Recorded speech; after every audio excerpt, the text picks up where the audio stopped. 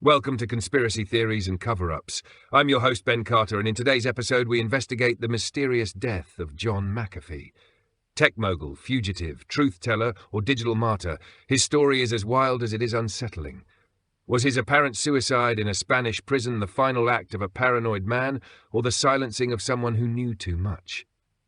The deeper we look, the darker it gets. To understand the conspiracy surrounding John McAfee's death, we first need to understand the world he came from. Born in the United Kingdom in the year 1945 and raised in Virginia, McAfee's early life was marked by contrast. His father, an abusive alcoholic, died by suicide when John was only 15 years old. That event would shape his worldview and attitude toward authority for decades to come. McAfee earned a mathematics degree from Roanoke College and went on to work for major institutions like NASA, Xerox, and Lockheed Martin. By the 1980s, he had become a pioneer in the growing world of computer security. In the year 1987, he founded McAfee Associates and launched one of the first commercial antivirus software programs. That software made him a multi-millionaire, but also a household name. Despite his technical brilliance, McAfee's personal life was chaotic. He became increasingly erratic and paranoid, dabbling in hallucinogens, mysticism, and extreme lifestyle choices. After selling his stake in McAfee Associates, he drifted into a darker world of survivalist compounds, black ops security firms, and off-the-grid ventures that blurred the lines between genius and madness. By the early 2000s, he had become a vocal critic of government overreach, surveillance, and digital tyranny. He was convinced the US intelligence community was tracking his every move. He often spoke about encryption, privacy, and the dangers of centralized power. He built untraceable smartphones, promoted cryptocurrency, and claimed to be working on technology that could undermine the global surveillance apparatus. McAfee's transformation from cybersecurity entrepreneur to global fugitive began around 2012, when he fled Belize after being named a person of interest in the murder of his neighbor. Though never charged, McAfee claimed the government of Belize was corrupt and wanted him dead. His escape was dramatic. He faked a heart attack to avoid deportation and became a media spectacle, with journalists chasing him through jungles and across borders. From that point on, McAfee lived on the run. He bounced between countries, yachts, and safe houses. He claimed to possess incriminating information on powerful people and hinted at backdoor deals between corporations, governments, and intelligence agencies. He branded himself a whistleblower and freedom fighter, building a reputation as both a hero to privacy advocates and a lunatic to skeptics. The climate in which John McAfee operated, one of mass surveillance, big tech monopolies, and geopolitical tension, made his claims seem less outrageous with time. He warned of an impending war on truth, one in which those who defied the system would be erased. And in the end, that is exactly what many believe happened to him. John McAfee's final years were marked by escalating conflict with governments, intelligence agencies, and financial institutions. He was no longer just a tech pioneer or fugitive businessman. He had become a symbol of digital rebellion. But with that notoriety came enemies, and as his movements became more erratic, the list of those who might want him silenced grew longer. In 2017, McAfee publicly announced his involvement with several cryptocurrency ventures. He promoted altcoins, criticized central banks, and famously tweeted that he would eat his own genitalia on live television if Bitcoin did not reach a specific value by a certain date. Many saw this as a publicity stunt, but to others, it was a sign of deeper instability, or a calculated tactic to draw attention to his deeper warnings. By 2018, McAfee was claiming to be on the run again, this time from the Internal Revenue Service. He stated that he had not paid taxes in over 8 years and had no intention of ever doing so. He accused the United States government of corruption and claimed his tax resistance was an act of civil disobedience. He began traveling the world on a yacht, docking in places like Cuba and the Dominican Republic, issuing cryptic messages on social media, and warning that powerful people were trying to destroy him. Throughout this time, McAfee made increasingly bold claims. He said he had collected terabytes of data implicating powerful elites in illegal activities. He hinted at having a so-called dead man's switch, a system that would automatically release damaging information to the public if anything happened to him. He said multiple attempts had been made on his life, and he feared he was being hunted. In one tweet, he even posted a photo of himself with a tattoo that read "whacked," spelling it WHACKD, and wrote that if he were ever found dead by suicide, it would not be by his own hand. He also released a short video stating that he had 21 terabytes of data, and if he was taken out, it would all be released to the world. The idea of the dead man's switch became central to many theories about his death.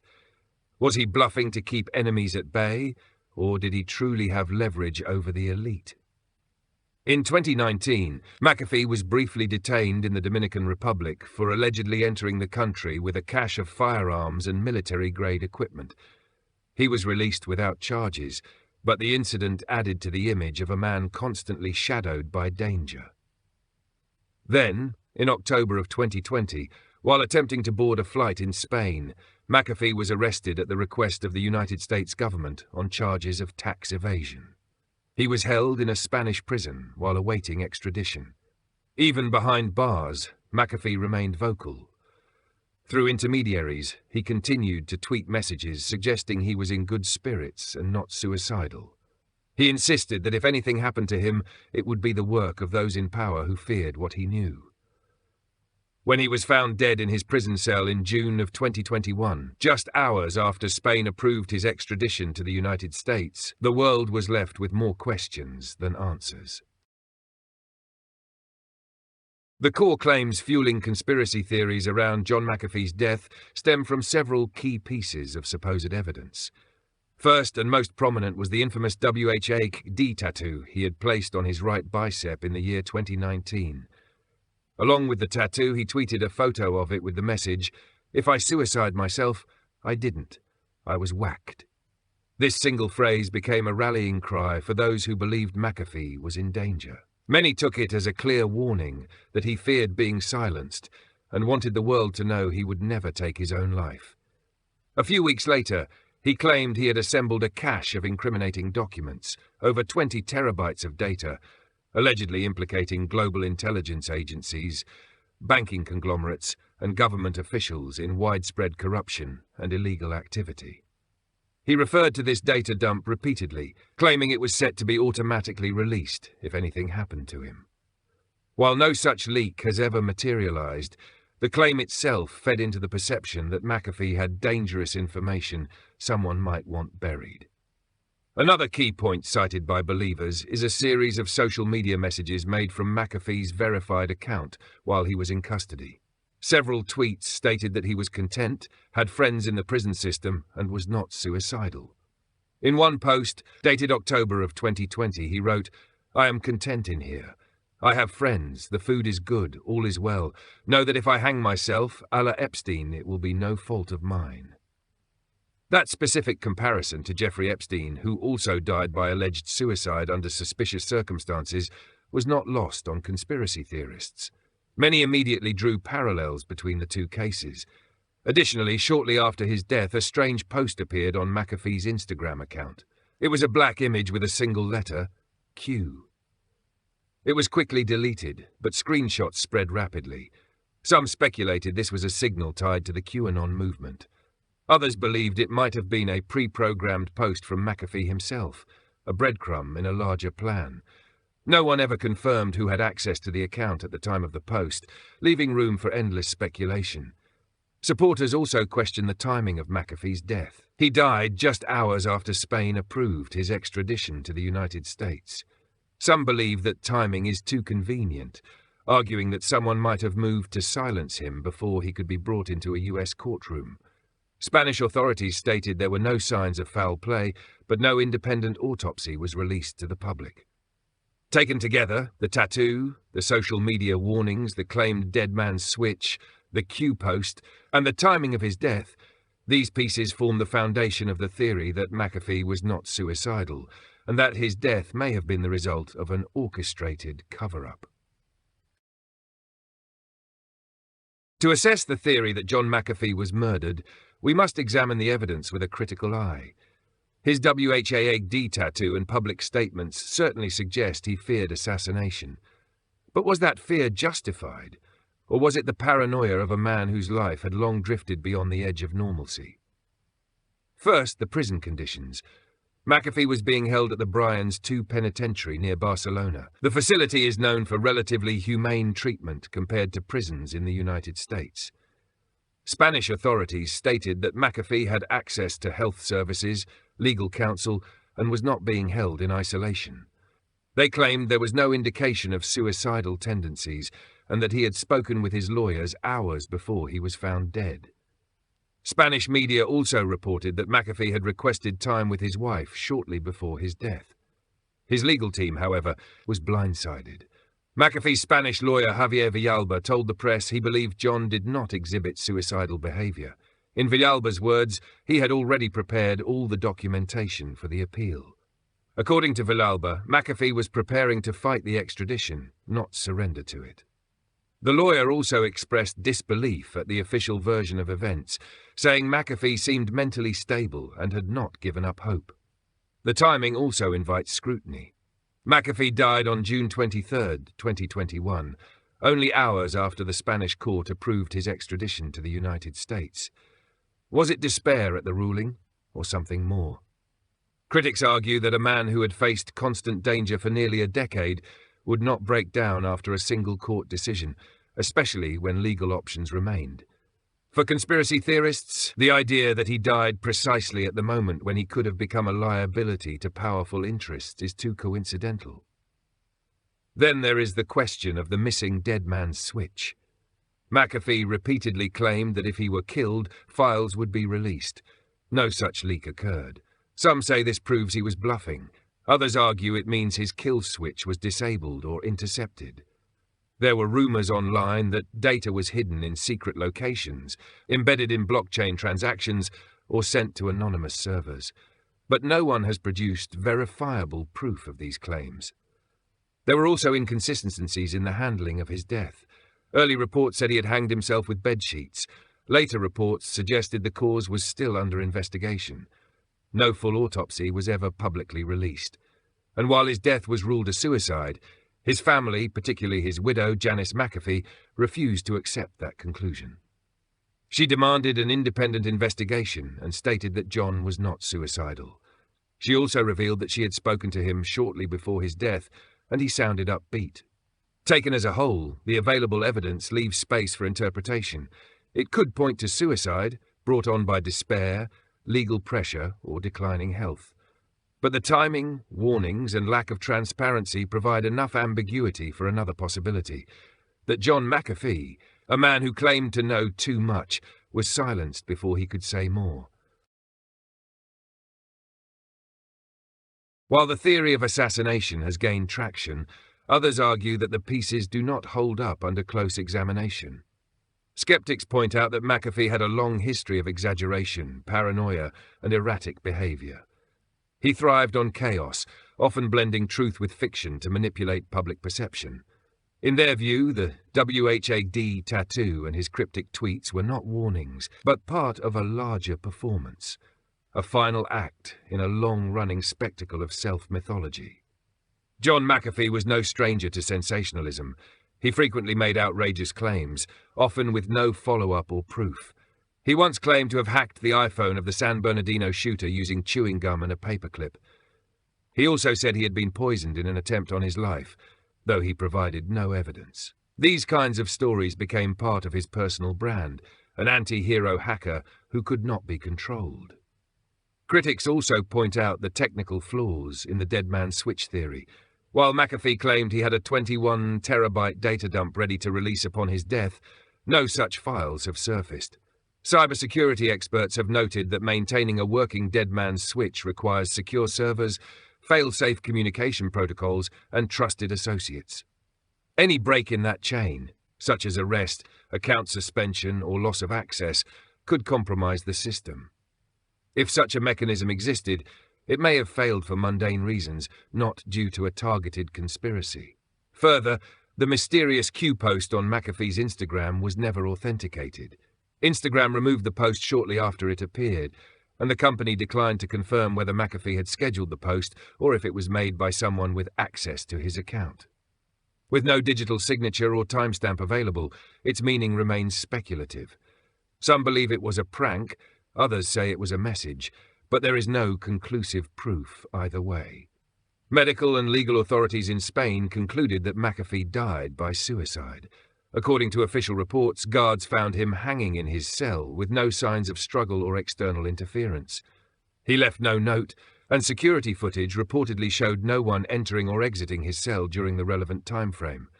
For skeptics, these facts suggest a simple, tragic explanation. A 75-year-old man facing extradition and possible life in prison took his own life. They argue that McAfee had lost much of what once defined him. He was no longer the billionaire tech mogul, but a man in exile, constantly pursued and increasingly isolated. His health was deteriorating.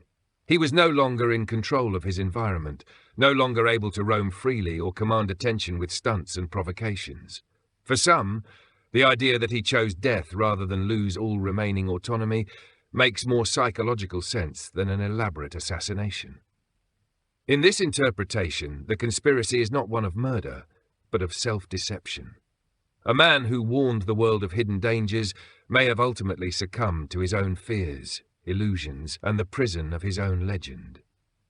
But even this more grounded narrative cannot erase the lingering questions or the fact that many still believe there was more to the story than the official record admits.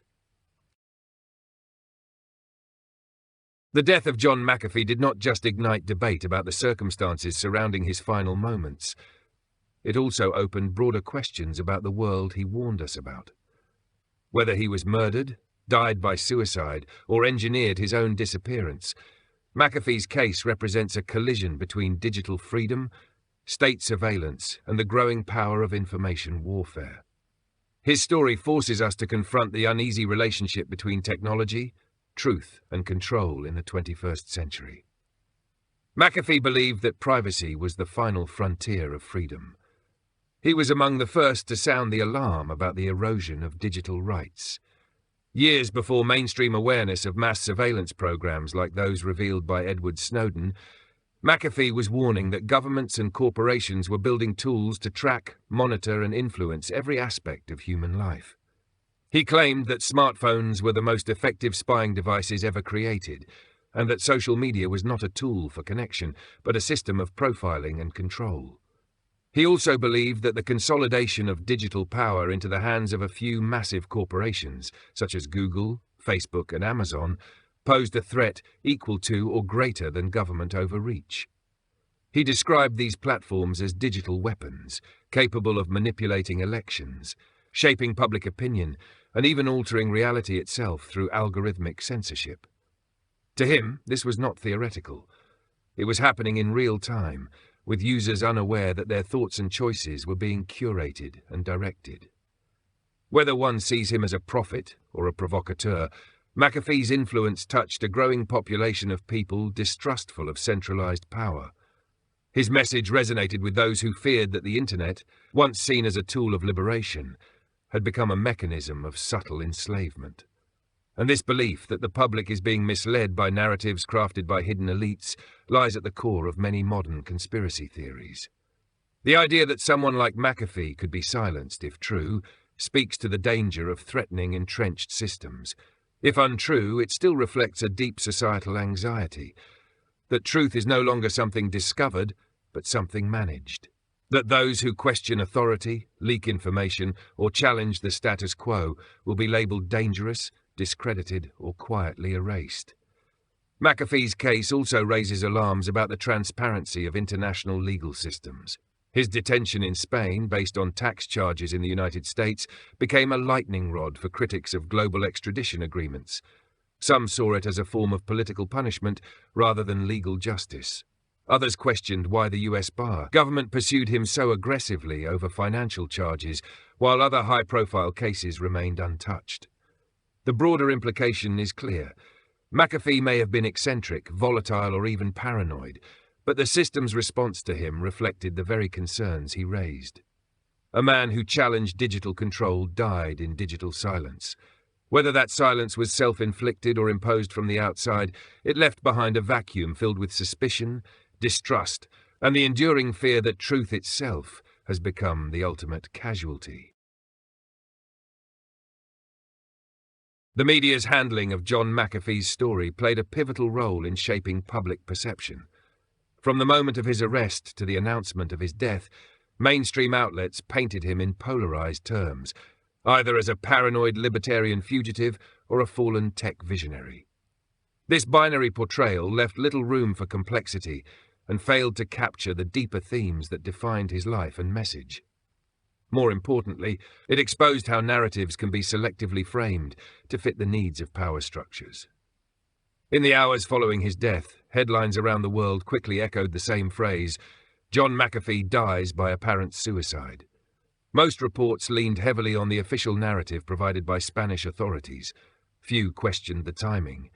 Fewer still mentioned the tattoo, the tweets, or the data dump McAfee had long claimed to possess.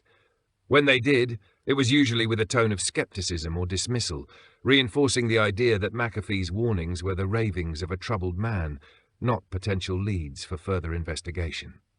Social media, however, told a different story. Within minutes, hashtags like #WHACakeD and #McAfee did not kill himself began trending. Independent journalists, crypto enthusiasts, and digital freedom advocates began sharing archived tweets, interviews, and old videos. Discussions erupted on platforms like Reddit, Telegram, and X, formerly known as Twitter, where thousands speculated about whether McAfee had truly died, or whether he had staged his own disappearance. The divide between the corporate media narrative and the public response was stark, highlighting a growing distrust in traditional news institutions. Some theorists pointed to the fact that McAfee's Instagram account was taken down shortly after his death. They argued that if his account had contained critical information or scheduled posts, its removal could have prevented the release of sensitive content. Others noted that access to McAfee's communications while in prison was limited, raising questions about who controlled his digital identity during those final days. Janice McAfee, his widow, became a central figure in the aftermath. Through interviews and social media posts, she repeatedly called for an independent investigation. She insisted that John was not suicidal and that he had been planning to appeal his extradition. Her public statements were largely ignored by major media outlets, but they resonated deeply within alternative circles. To many, her voice represented the silencing of a truth hidden behind legal bureaucracy and media apathy. Meanwhile, McAfee's legacy took on new meaning. Memes, quotes, and sound bites of his interviews began circulating widely. People revisited his speeches about privacy, encryption, and surveillance. Some began referring to him as a digital martyr, someone who died not just as a man but as a warning. A few fringe voices even speculated that McAfee was still alive, having faked his death to escape a system he had spent years fighting against. Regardless of where one stands on the spectrum of belief, the way McAfee's story was handled illustrates a broader cultural shift. Trust in media is fracturing. Audiences are no longer passive recipients of news. They are investigators, archivists, and commentators. And in that fractured landscape, stories like McAfee's do not end with a death certificate. They live on, reshaped by public memory, digital resistance, and the unrelenting search for answers the mainstream refuses to provide. As with many high-profile deaths shrouded in controversy, John McAfee's case has spawned an entire ecosystem of fringe theories and speculative interpretations that go far beyond the known facts.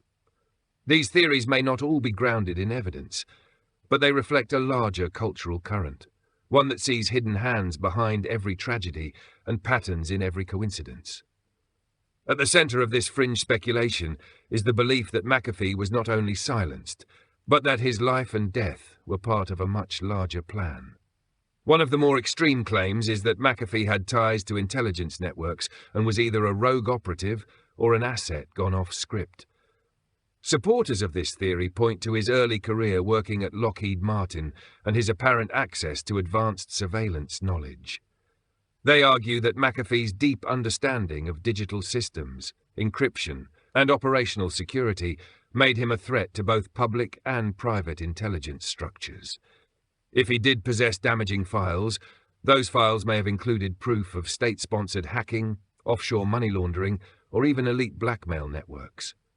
Another speculative angle suggests that McAfee faked his own death.